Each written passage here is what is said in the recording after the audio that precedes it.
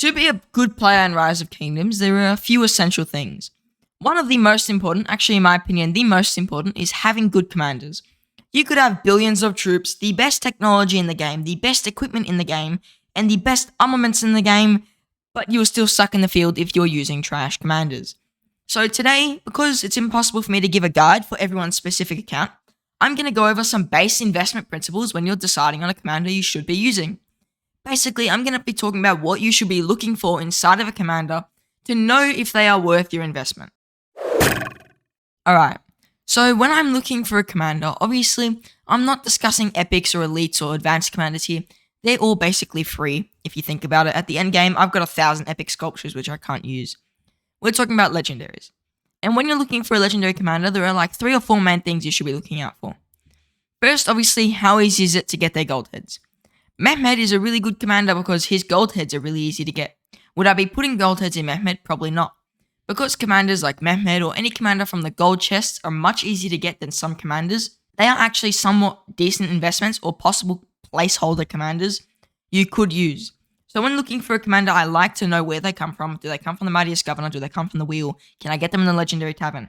All of these things matter when you're trying to decide on a commander you want to use. Now, if they come from these gold chests or maybe possibly Legendary Tavern or Heart's Desire events, you probably want to abstain, I guess, from using as many gold heads on them, especially if they're in the gold chests.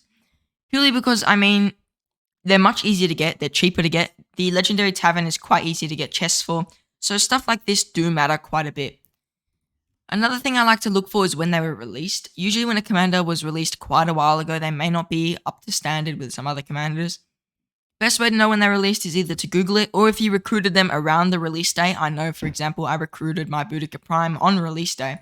So for example, my Boudica Prime, I recruited her on the release day, and now I know as a fact she was recruited June 21st, that's also when she was released. If you don't know when a commander was released, I'm sure you can search it up or find a video where they talk about release or leaks. That's probably a good way to get a gauge of how old the commander is. And if they're in season 1 through 3, they're probably a much older commander. Like for example, Richard was released at the start of the game. El Cid was one of the first commanders in the game. So these commanders are much harder to decide whether or not you have access to them and if they're actually good. But of course, there are a few other things that you should be looking for. First of all are their stats up to par with current commanders? So if I'm looking at Henry, probably one of, if not the best archer commanders currently, he has a lot of stats, like 60% of stats here. He has revenge damage, he has all damage, he has even more stats here, he has crazy damage factor, he's got more stats on his active skill. Is, for example, El Cid up to that standard? No, El Cid's got less stats, his stat numbers are much lower. Because of power creep, Lilith will gradually make commanders stronger. It's still a business in the end. They still have to make money from releasing new commanders and getting people to actually buy them. You're not going to make money if you release the same commander 20 times and they're the same thing and they're maybe one thing's different. No one's going to buy that. But if they make the commanders stronger and you need them to win or do good, people will be buying that. So that's why when you're looking to invest in the commander, you probably don't really want to backwards invest unless it's a very specialized account like mine here. One thing I also like to look for when I'm investing in a commander is, do they have area of effect damage? This is damage that attacks more than one enemy at once. Usually it will say damages up to 3, maybe damages up to 5 enemies in some type of a shape. Preferably you want a fan-shaped or circle-shaped AoE. There are some commanders, for example, William I, who have a line-shaped AoE. We see here they said, forward-facing rectangle area. The best 2 AoEs are certainly Fan and Circle. Fan is like a semicircle, basically. And a circle is a large circle of AoE. And then you obviously want to look at the damage of that AoE. So if you're going for an AoE and it's 1,200 to 2 targets, it's not really that amazing, or 3 targets. But having an AoE like Esong's 1,700 to 5 targets is very good. I also like to look for if it's reduced per target. If it's not, that's definitely a very good AoE. If you look at Cyrus, you're looking at his AoE, it's only 300 twice, so it's 600 per target. But the thing is, it's not reduced, so it's a pretty good AoE. I also like to look at what type of stats the commanders do have. So for example, if I'm looking at, let's say El Cid. El Cid's stats are basically only defense and more defense. He doesn't have any attack, he doesn't have any health.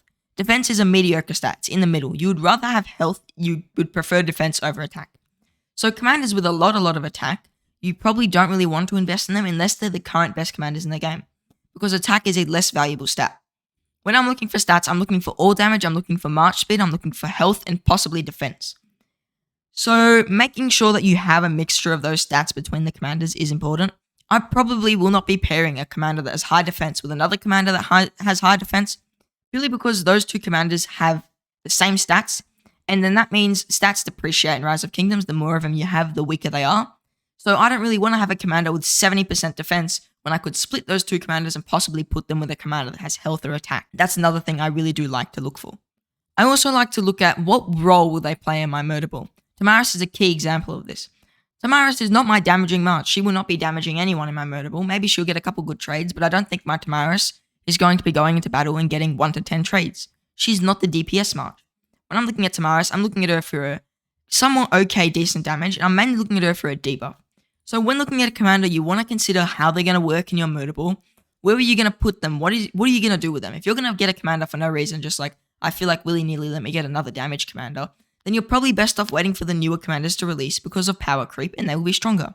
If I was, let's say, a cavalry main right now, and I feel like, alright, I've got a Nevsky Joan, I've got like a XY Chandragupta, I want to have another March, I'm going to get Attila Takeda. I probably wouldn't be doing that purely because Attila Takeda is A, an outdated March, B, not as strong as it definitely used to be, and C, there will probably be new cav commanders within the next half a year possibly that will be stronger, and then it will probably end up replacing my Attila. So that's also important, because when you're investing, you're looking into the longevity of the commander, and if they aren't serving a main role in your murder ball, you're losing that longevity.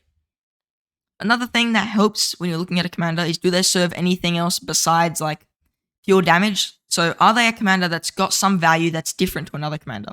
Good example of this not being the case is Edward of Woodstock. He's got high damage factor, he has a lot of march speed and health, and then his other skills are okay. But here's the thing, he has nothing special about him. I don't look at Edward of Woodstock and I think, wow, that's an amazing commander, I really want to use him. I look at Edward of Woodstock and I see, alright, he's got a lot of damage, he was probably really good 3 or 4 years ago, but now he's not as good because he's missing something special, something spicy. Usually that something spicy comes in the form of a debuff. So if I'm looking at a debuff on a commander, which is something important to have, I'm looking for a powerful debuff. I don't really care about an attack reduction. I don't really care about maybe some march speed reduction. But for example, Boudica's active skill, 35% skill damage taken increase, and then reduces their march speed by 30%. That's a massive debuff. Not only is she the current meta commander, but I think that she will stay up there in one of the better archer commanders for the next 2 to 3 years. Not because of her damage will probably fall off after a year or so, but purely because of her debuff. Her debuff is that strong.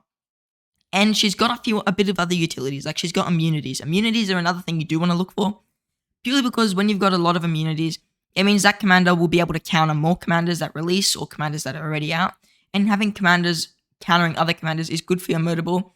Like, I have a Boudica who is almost silence immune, basically, and now I can counter Guans, and Guan is usually paired with Scipio, so Boudica versus Guan Scipio, Boudica usually wins. That's why I do like to have some type of debuff immunity or some way to shrug off debuffs. I'm also really looking for what type of debuff are they applying, as in which skill is it on. If I'm about to invest in the commander and they've got a debuff on their active skill, it means that if there is another commander with a debuff on their active skill, it actually cannot stack with that debuff, and whichever debuff is more potent will cancel the other one. So let's say, for example, let's find Ramses. Ramses got a defense debuff on his active skill, so he decreases the opponent's defense by 30%.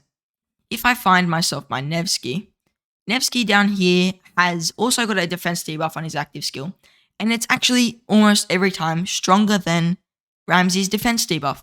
So if I'm using a Nevsky and a Ramses in the same murder ball, my Nevsky throws his active skill and my Ramses throw his active skill at around the same time, Ramses' defense debuff is completely wasted and it's not used. So when you're looking for a debuff, if you've already got that debuff in your field, it doesn't necessarily mean that it's a bad option to go for a commander that already has the debuff. It just means you won't get complete value from that debuff.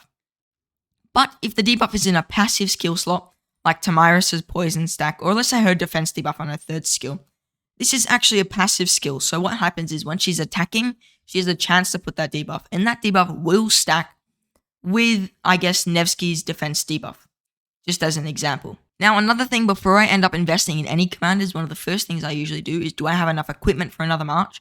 This isn't as important if it's a commander that you know is going to take a while to invest in, but right now I wouldn't make a third march. I don't have enough equipment. I've barely got enough equipment for my third march, let alone my fourth march. So looking to make sure you have the right equipment for the right troop types on that march is important. There is no point of going in for a fourth march when you've barely got a good third march going. So really quality over quantity in these situations. I personally probably won't be going above 3, maybe 4 marches max. So having a lot of good equipment on your commanders will definitely help you in the long run. Another thing I really do want to look for in commanders is buffs. So if I have a commander with a lot of buffs, so they're buffing all my troops or putting major debuffs on the enemy, I won't put them as like one of my earlier marches. I'll wait till I either have more marches or I know that I'm going to get a lot of value from them in the open field. Trajan is honestly a rubbish commander in the field unless you've got multiple marches. Then he becomes one of the best commanders in the game. So having your Trajan or like any buff march, like I guess even a Joan Prime, but Joan Prime's so good even without her buff. You'll be able to buff your troops while dealing damage with that march, I guess, and usually you want to put a debuff commander or some other buff commander behind one buffing commander.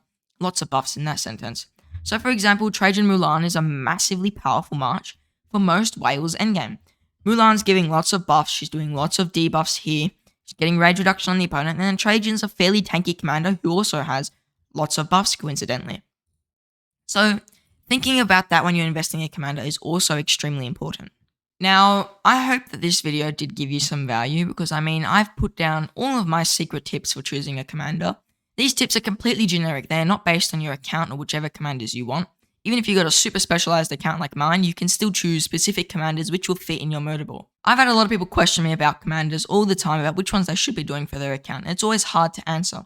So either there are 2 ways you could do this. First, you could just try and do a lot more research on your own and try to figure it out. Or you could join my Discord server and drop me a ping or message in the commander chat, and I'm sure there will be friendly members of the channel who are down to help you out with whatever questions you have. So if you did enjoy, consider joining the Discord, link will be in my pinned comment and in the description. I thank you for watching and I hope to see you in the next one.